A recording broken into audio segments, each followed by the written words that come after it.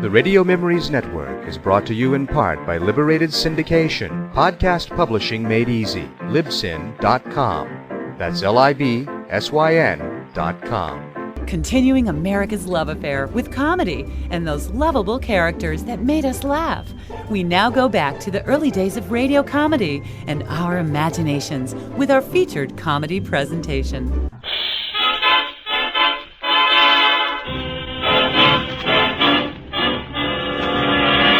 The makers of Grape Nuts bring you the first in this series of guest stars during the vacation of George Burns and Gracie Allen. Tonight we present Bob Burns with Tony Martin, Ray Noble and his orchestra, and yours truly, John Conte. All right, Ray. 1, 2.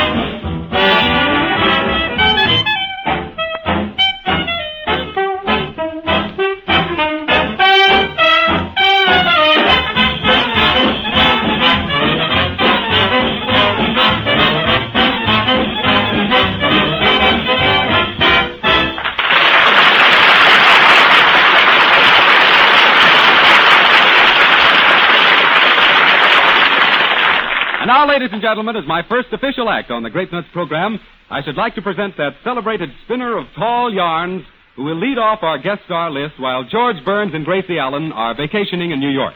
I take great pleasure in presenting that one and only comedian, that great star of radio, stage, and screen, that... pardon me, Mr. Conte. I'm Tony Martin. Don't you think I ought to introduce our guest star? After all, you're new to the program. Well, all right, Mr. Martin. You go right ahead. Thanks. Ladies and gentlemen, I am happy to present to you that hillbilly comedian and musician. That's Stokowski of the Bazooka. I say, old boy. Yes, Ray? I know it isn't cricket to pop in on you this way, but I do feel that the pleasure of presenting the distinguished Scottish poet should be mine. After all, I've read all his works. Scotch poet? Ray, who do you think this man is? Well, Robert Burns, of course. Didn't you ever hear of Annie Laurie? Certainly I've heard of Annie Laurie. What's Annie Laurie got to do with this? Oh, nothing. I'm just wondering what she's doing tonight. Well, it looks like there's only one way to get this show started. Ladies and gentlemen, allow me to present... No, allow me. On the contrary, allow me. Well, come on, let's all do it. Okay. Righto. 1, 2, 3. Ladies and gentlemen, presenting the first citizen of Van Buren, Arkansas, Bob Burns.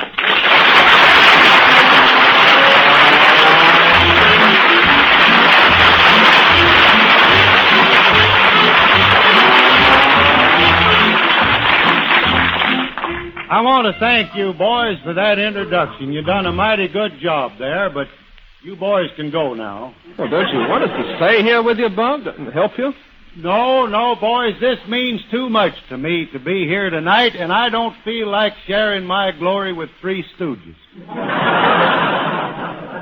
You know, I want to tell you people that it took me a long time to get here, and I've worked awfully hard to get this far. I started out in the East on a program that advertises yeast, and I worked my way up. I finally got on a program out here that I've been on for a long time now that advertises cheese, crooners, and racehorses. But in my heart, I always dreamed of someday getting on a program that advertises grape nuts. And here I am at last, and I want you people to gaze upon me now in the hour of my triumph. Thank you. Well, I want to thank you people for that applause. That's just about as much as I dreamed I'd get. Now then, I figured that one reason I wanted to get over here it was because it might give me a chance to talk a little bit.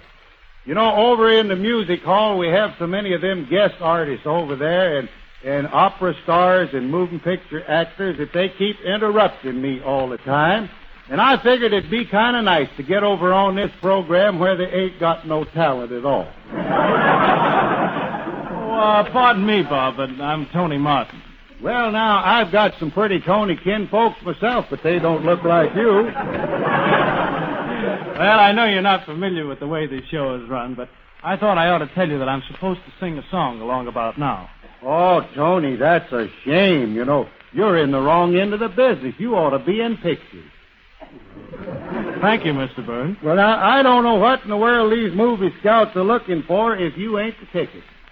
Boy, I'm telling you, with that nice curly, wavy hair you got there, it sure is pretty. And you got them broad shoulders, and just look at them hips.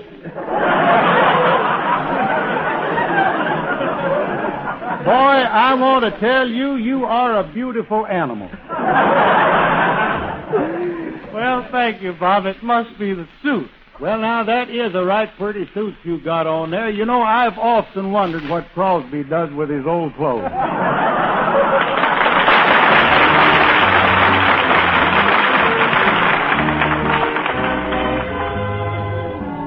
I saw you last night and got that old feeling.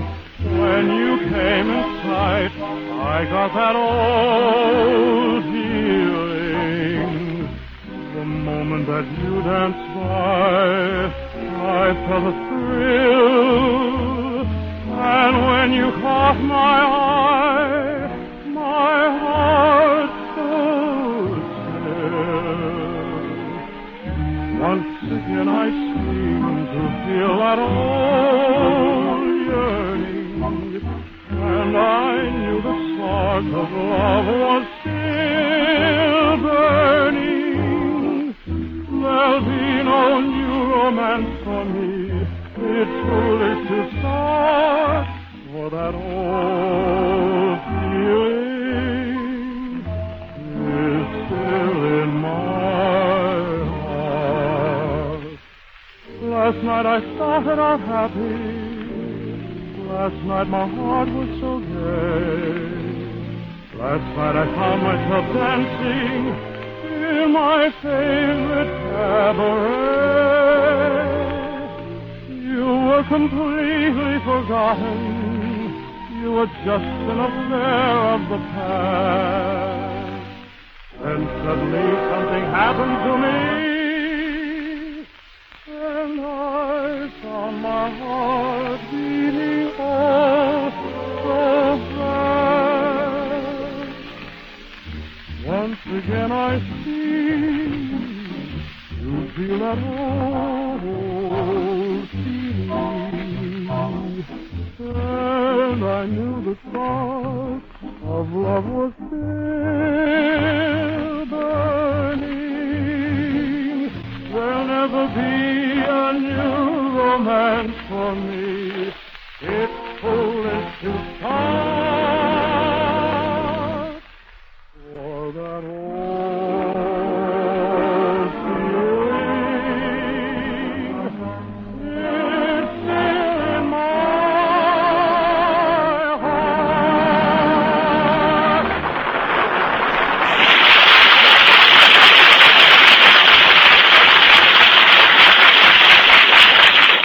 Yes, sir, that was that old feeling sung by Tony Martin, and I want to tell you it sure was pretty, Tony. Thanks, Bob. And I want to apologize for what I said a while ago, about you interrupting. It ain't my fault. It's just that I come from a family of people that don't like to be interrupted. Now I was just thinking about my Uncle Fudd. There's a man that don't bother nobody, and he don't want anybody to bother him. And I'll never forget the time we was sitting out under the shade of a tree one time, and we'd been sitting there for about 2 hours, and neither one of us had said a word. And finally I looked up, and I saw a hornet on his coat collar. And in a quiet voice I said, "Hey." And he sat there for 15 minutes, and finally he looked at me, and he says, "If you don't quit that blabbing, I'm going in." Well, I says, "I just wanted to tell you got a hornet on your coat collar." And he says, "Well, I didn't bother you, and for the last hour and a half, you've been practically sitting on a rattlesnake."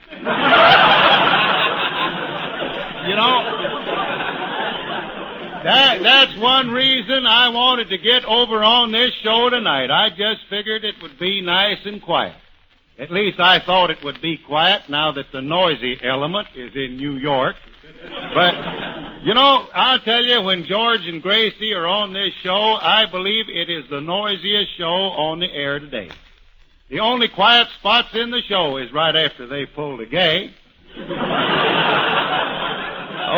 Mr. Byrne. Yes, Ray? I hope you won't think I'm presumptuous.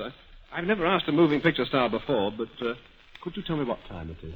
Well, yes, Ray, it's 7:45. Oh, thanks so much. Was that today or tomorrow? Yeah.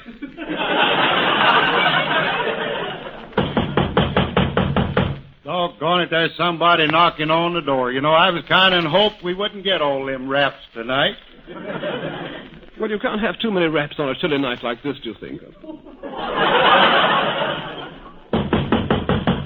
Well, Ray, will you see who that is? That's one feature I've noticed they got on this show. Every time the show gets dull, they have somebody knock on the door. I declare, I bet some evenings they wear out 2 doors over here. Who is it, Ray? Well, there's a gentleman who says he wants to see you about some financial losses he's had. What does he look like? Well, he's very thin and shabby looking, and his trousers are dreadfully frayed. Well, now, I'm awfully sorry for the man, but there ain't a thing in the world I can do. I can't help it if he insists on betting on Bing's horses. I declare, that's a kind of a bum gag, but Bing is used to bum plugs like this. I just said that so you'll know this is the right show. Pardon me for running in so quick, Mr. Burns, but it got so dull I thought I'd better not take time to knock. Well, now, who in the world are you? My name's Maisie Allen. Allen? Well, now, this wouldn't happen again in 1,000 years. Her name's Allen. I was just thinking what a good name that would be for a team, Burns and Allen. Well, they've already got a team named Burns and Allen. Yeah, but they'll be gone 4 weeks. Nobody's going to remember them that long. Well, now, that's what I want to see you about. Down home, everybody tells me I'm just another Gracie Allen. Well, now, come to think of it, you do talk exactly like Gracie does. And I figured if I can do George Burns just a little bit, people won't miss him at all. Well, I'll do my part. Well, now, let's get going. Well, now, now, Maisie, why did you leave home? Well, I left home on account I got 2 fellers in love with me, and I don't know which one of them to marry. They're just exactly alike, except one has got fallen arches and the other has got fallen hair. Yeah, well, outside of that, they're exactly alike. Yep, except one raises hen eggs and the other raises owl eggs. Well, at least they're in the same business. Yep, except when a hen lays eggs, she's proud of it and she cackles. Well, now tell me about the owls. Can't you tell Feather they've laid a knot?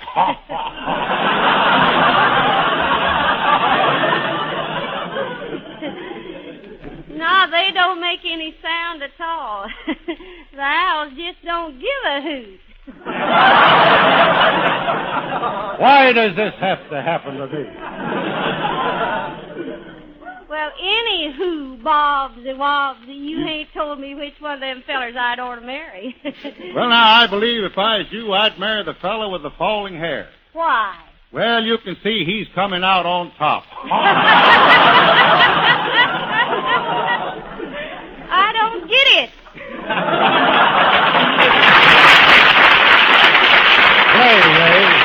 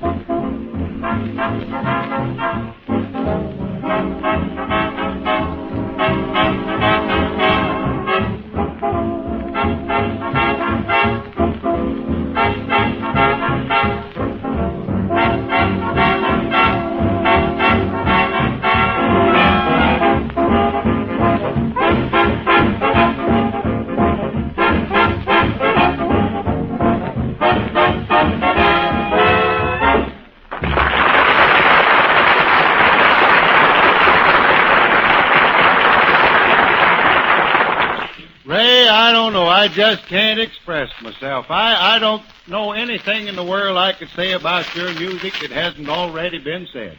You know, I remember one time down home we was listening over the radio and you was playing one of them pieces like that. And when you got through, I turned to Grandpa Snazzy and I says, well, Grandpa, what do you think of it? And he says, boy, I haven't heard anything like that since a carload of empty milk cans ran into a truckload of live ducks. Thanks for the compliment, old man. Oh, he thanks me. Now, I want to tell you that Ray, there is a polite man. There is a gentleman. And I bet he's got noble blood in his face. You know, I've often wondered if that ain't what's the matter with my kinfolks down home, the men folks. They just ain't got no culture. They're always doing and saying things they shouldn't, and that's the only thing in the world that keeps us out of the 400 back there in Van Buren. We got a 400 in Van Buren. That leaves about 127 of us that ain't doing so good. The women folks, they're social climbers, and they'd like to get in society back in Van Buren, but every time they get a little ways up the social ladder, one of the men folks does something uncouth, and down we go again. I'll never forget the time this society lady back there invited my Uncle Uni and my Aunt Boo to her house for a dinner party, and the parlor was all full of people when Uncle Uni and Aunt Boo got there, And this society lady was playing the piano, just running her fingers idly over the keys. And she turned to Uncle Uni when they come in, and she says, would you like to have a sonata before dinner? And he says, well, I had a couple on the way over, but I could stand another one. I don't see why in the world my men folks don't either keep their mouths shut or stay in the background. Now, here it was at that party. The place was full of people. And do you think he took one of them chairs that was sitting around the edge of the parlor? No, sir. He plunked himself down in a chair right in the middle of the parlor. And there he sat, with his trousers pulled up with one red sock and one green one. And one of them society ladies sat there and stared at him through her lorgnettes for a long time at them socks, and she says, my, that's a novel pair of socks you have on, one red one and one green one. And he says, yes, ma'am, and I got another pair at home just like them. I'll never forget when the butler come to the door and told him dinner was ready. That's all Uncle Uni needed. He made a dash for the dining room table, and he knocked people over, and he got to the table just in time to ease into a chair, just as the lady was starting to sit down in it. And this lady, she had the lorgnettes, too. She looked at him and says, that's awfully rude to take a chair away from a lady. And he says, I didn't take it away from you, sister. I beat you to it fair and square. And he did, too. I will say that for him. If anything, she had a head start on him. But it was at the table when the conversation started that Uncle Uni really done himself proud. The husband of this society lady was talking about his social activities, and he was one of them playboys down there. He belongs to the Hardscrapple Country Club at Fort Smith. And he was telling about his social activities, and he says Sunday, he says, I motored to the golf club, and I golfed till sundown, and then I motored to town, and I dined, and then I danced till daylight. And Uncle Uni says, well, I've been having quite a time myself. He says, Monday, I muled to the cornfield, and he says, I gee-hawed till sundown, then I muled home again, and then I suppered till dark, and I piped till 9, and then I bedsteaded till daylight. And then he says, I breakfasted till it was time to go muling again. Now then, tonight, I'll never forget what my aunt used to tell him. Tell Uncle Uni every time he went to a party and disgraced her like that. I'm going to play a song using almost the exact words. She used to say, Uni, how come you do me like you do? Will you play that, Ray, please?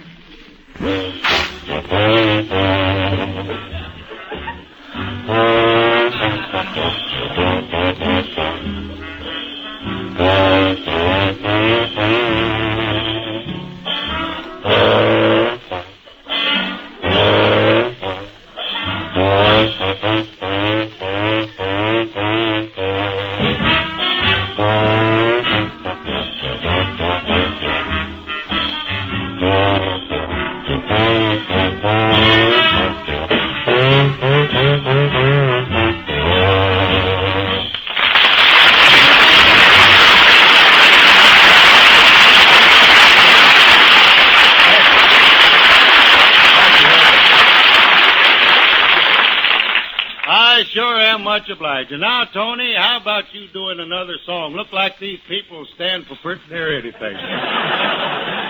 All right, Bob, I'd like to sing Remember Me.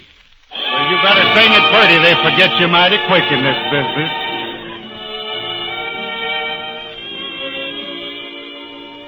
Do you remember one September afternoon? I stood with you and listened to a wedding tune. And didn't I go with you on your honeymoon? Remember me. Do you recall a cottage small upon a hill, where every day I had to pay another bill? And if I'm not mistaken, do I pay them still? Remember me. I can see that little angel on your knee. Can you sort of looks like me. For I'm the boy whose only joy is loving you, who wore his silly hurries home when day is through, and I'm the guy you give your goodnight kisses to. Remember me. And now, ladies and gentlemen, the number I had the pleasure of introducing in the new Fox picture, Life Begins in College. Why talk about love when there's so much to be done? Words can't reveal the way I feel, they never ring true. Why talk about love when a kiss is so much fun? Why waste our time on words when I'm with you? The wisest men will always recommend that actions speak louder than words. So what's the use? We've no excuse. Let's say no more. Nothing more. Night has just begun. The moon is high above. When there's so much to be done, why should we talk about love?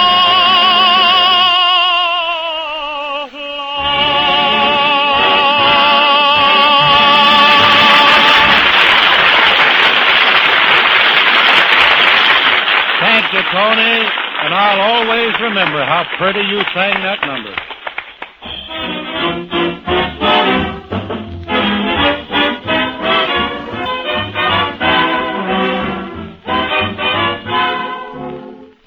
Telegram for Bob Burns. Right here, Sonny. I say, who's it from, Bob? Well, now, ain't this nice? It's from George and Gracie. What do they have to say, Bob? Well, I'll read it to you. It says, congratulations on a great show. You really did yourself proud tonight, and we want you to know that the Grape Nuts program can always use comedians of your ability. I declare you'd think I wrote it myself. They say everyone here in New York says you were never better. Your friend, George and Gracie. Well, what are you waiting for, boy? $3.20. Collect.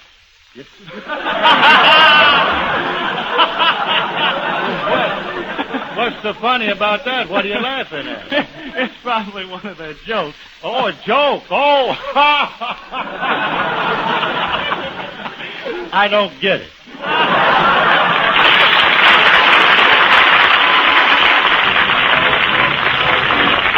Be with us again next week at the same time over these same stations when the makers of Grape Nuts bring you another of the noted stars who are appearing on this program during the vacation of Burns and Allen.